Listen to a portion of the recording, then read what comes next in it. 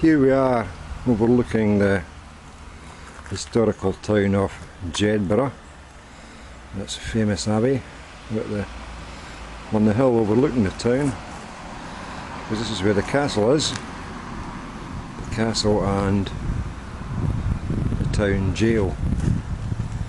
So here we have the portcullis entrance, designed to keep out the English and all other nasties. And there we have the town jail with the ever vigilant warden to make sure no one escapes from the dungeons. Oh, and there's Arlene. She's managed to escape somehow, because last time I saw her she was locked up behind bars.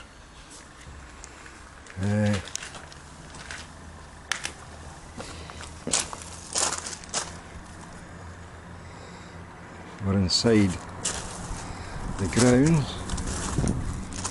There's a couple of old cannons designed to protect the castle and its heavily fortified ramparts. Not ramparts, beg your pardon, ramparts. A lovely fine building. And we're away for a tour inside.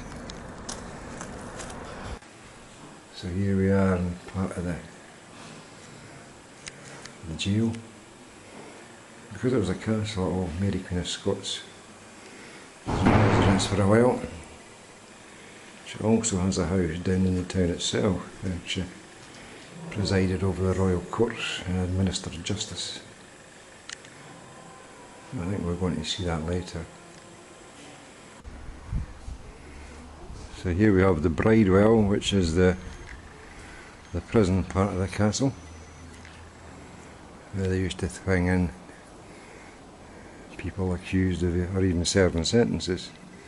But certainly accused prisoners were housed here till they were tried for a whole range of misdemeanours, including stealing a loaf of bread, for which you could get sent to the colonies, Australia, etc.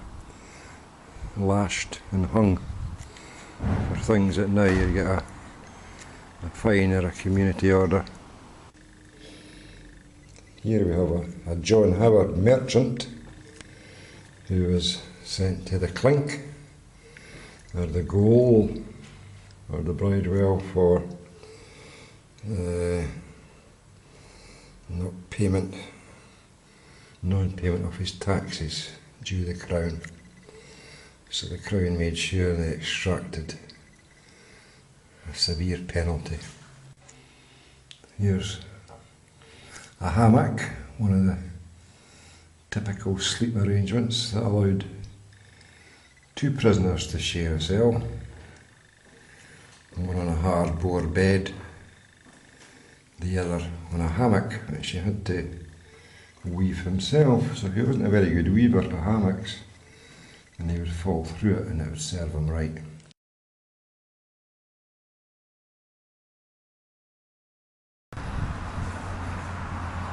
There's a fine view of the gardens from the front of Mary Queen of Scots house.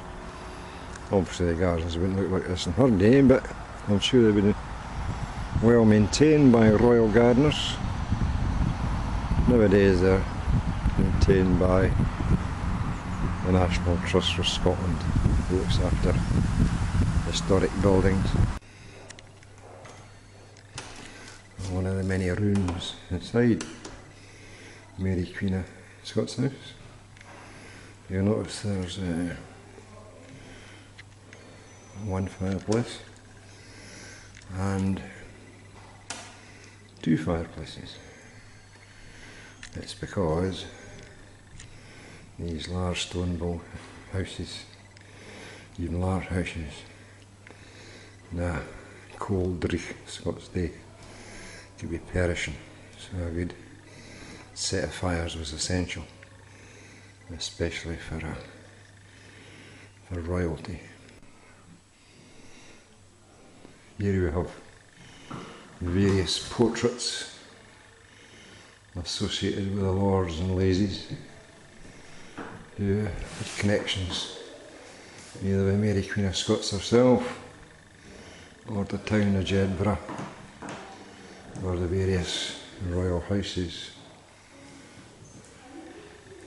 the Stuart House, Bruce, etc., who ruled this part of the world. And in one snapshot you got a fair summary of Scotland's troubled history.